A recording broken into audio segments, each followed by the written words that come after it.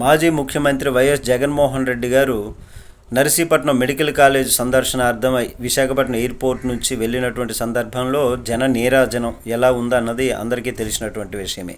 మరి స్పీకర్ గారిని ఉద్దేశించి జగన్మోహన్ రెడ్డి గారు అయితే ఈ మెడికల్ కాలేజీకి జీవో లేదంటారా, జీవో లేదని మీరు అన్నందుకు మీరు ఆ స్పీకర్ పదవికి అర్హులా కాదా అది మీరు గుర్తుంచుకోవాలి, జీవో నెంబర్ 204 అని జగన్మోహన్ రెడ్డి గారు కుండ బద్దలు కొట్టినట్టు చెప్పడం జరిగింది.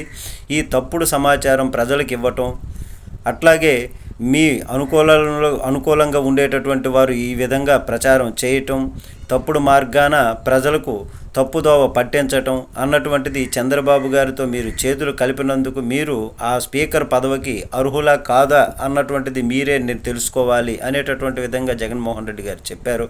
అయితే ఆ మెడికల్ కాలేజీకి జీవో నంబర్ ఉందా లేదా, వీరి అబద్ధం ఆడుతున్నారా, ఇట్లాంటి అబద్ధాలు ఆడితే ఎందుకు అబద్ధాలు ఆడడం, ఈ డైవర్షన్ ఎందుకు అనేటటువంటి విధంగా ప్రజలు భావిస్తున్నారు. అయితే దానికి జీవో ఉందా లేదా అన్నది జగన్మోహన్ రెడ్డి గారు అన్నది కరెక్టా కాదా కామెంట్ చేయండి. నమస్తే.